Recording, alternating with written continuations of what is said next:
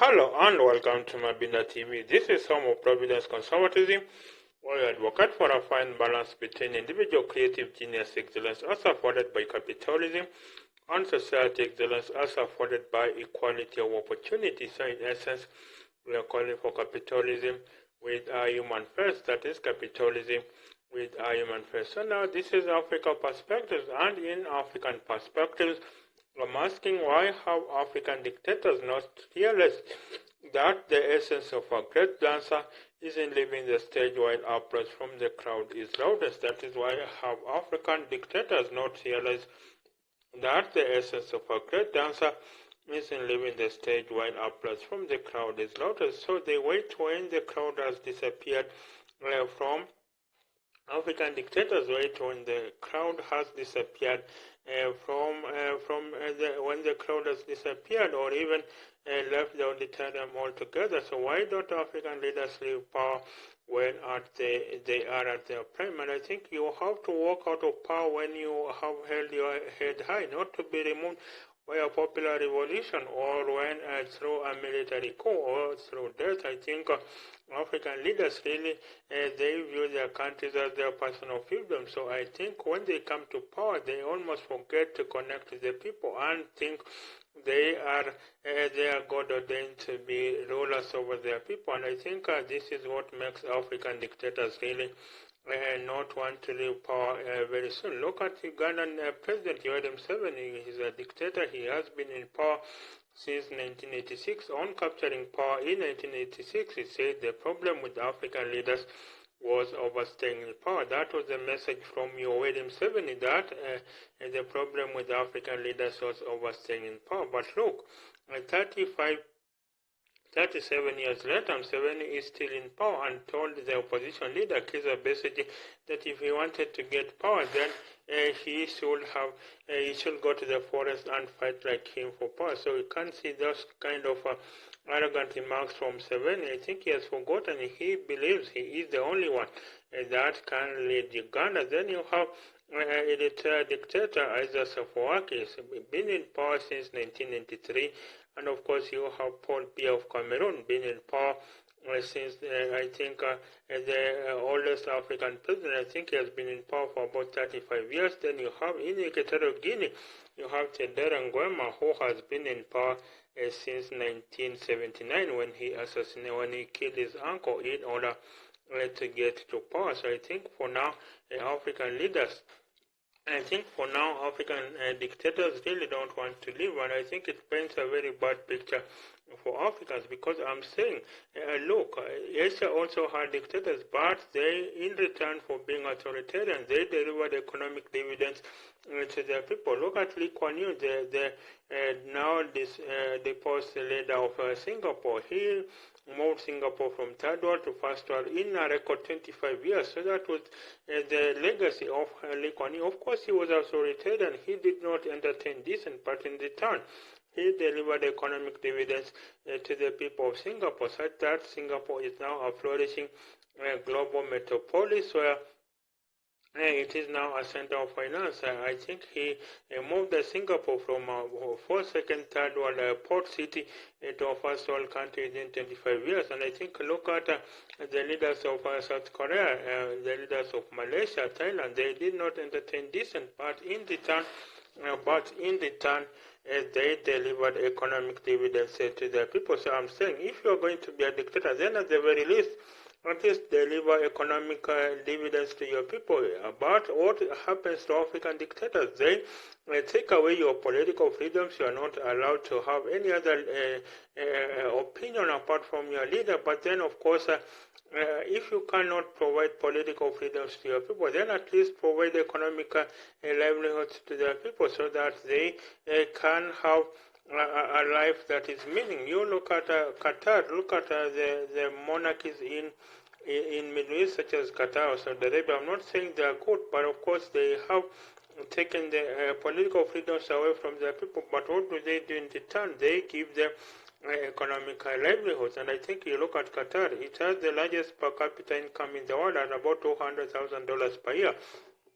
And look at Qatar. It funds Al Jazeera. It funds Al Jazeera. It is a mediator in Middle East conflicts, and I think the current Israel-Hamas talks do take place in Qatar. So you can see Qatar that even though it is run by a monarchy, by a royal family, but then there are people how economic livelihoods. The oil money is not wasted. Look at Qatar. It has the same oil resources as Nigeria, but look at Nigeria. What happened in Nigeria? The military leaders and the current leaders are siphoning off oil money and basically taking it into their personal as if it was their personal property. And now you have in 2018, Nigeria surpassed India as a country with the most absolute poor people in the world. So you can see that Nigeria surpassed India as a country with the most absolute people.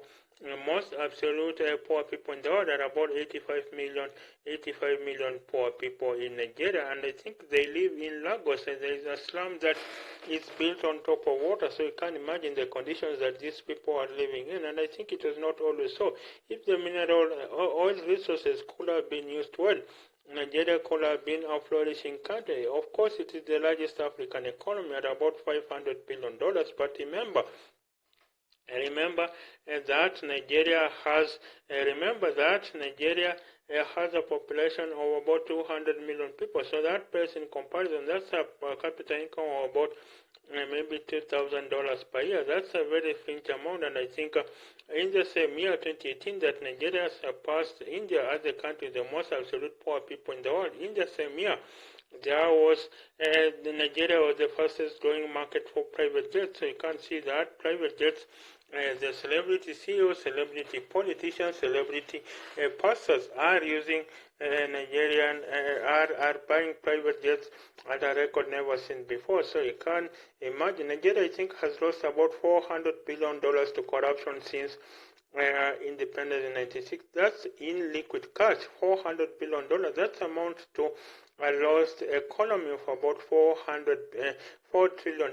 And I think at the current rates, Nigeria should have been a $4 or $5 trillion economy, should have been among the 10 largest economies in the world if you consider the population, but that has not happened, and Nigeria finds itself having to deal with poverty that is brought about by corruption. In the year 2019, 20,000 Nigerians left for Canada because they saw no hopes in they did not see any hopes in their country being they did not see any hope in their country being being palatable to their fortune. So they saw that their hopes and dreams are elsewhere, not in Nigeria. And I think you have the Asian American writer Amy Chua saying that Nigerian Americans are among the most successful immigrant group in America. But why is this success not reflected in their home country in Nigeria? Because they are Nigerians, are professors at Harvard, they are doctors at Mayo Clinic.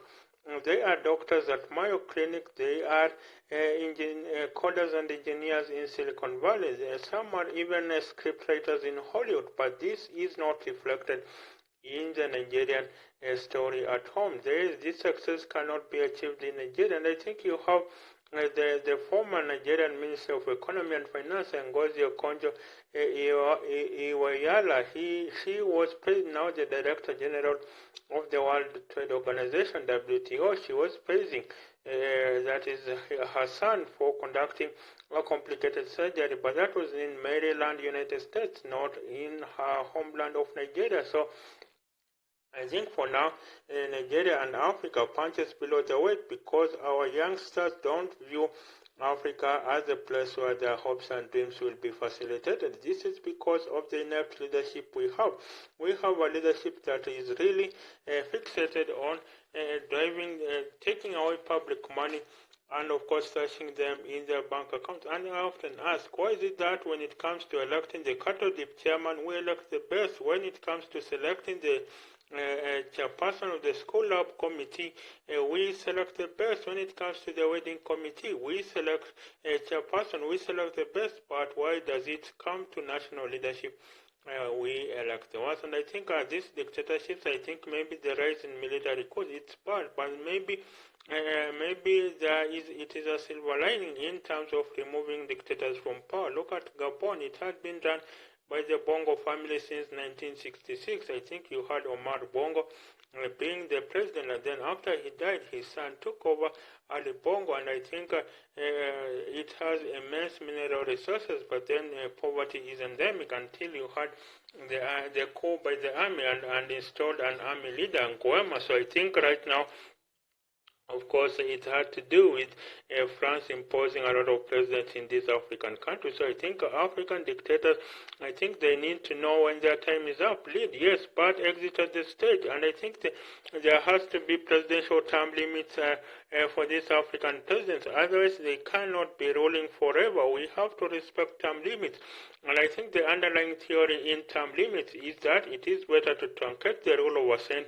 It is better to truncate the rule of a saint than elongate the reign of a despot. And I think it is better to truncate the rule of a saint, as Mandela did, than to elongate, extend the reign of a despot, as for instance Idi Amin did. So I think African dictators, they just have to realize that. And the essence of a great dancer isn't leaving the stage when applause from the crowd is loudest. I think if at the very least, then people like Paul Kagame, they have to ensure there are political freedoms, and not just political, but also economic freedoms. But at the very least, start with the economic freedoms, because people want something on their table. People want food on the table. How many Africans cannot afford food on a daily basis? And I think 75% of the poorest countries in the world are in Africa. This is something that we must take cognizance of. That is 75% of the poorest countries in the world are in sub-Saharan Africa. So I think that has to change. Africa has to do more in order to combat this kind of pilferage by our dictators. And I think if there is more that is done towards eliminating pilferage by our dictators, then Africans will be able to live a good life, a prosperous life, and I think a life that is worth it. So that's it for now. So you tell me, how do you think African leaders, why do you think African leaders hang on to power? That is, why do you think African leaders hang on to power? So that's it for now. This has been Mabinda TV. This has been Africa Perspectives. This is home of Providence Conservatism, where we advocate for a fine balance between individual creative genius excellence as afforded by capitalism and society excellence as afforded by equality of opportunity. So in essence, we are calling for capitalism with a human first. That is capitalism with a human first.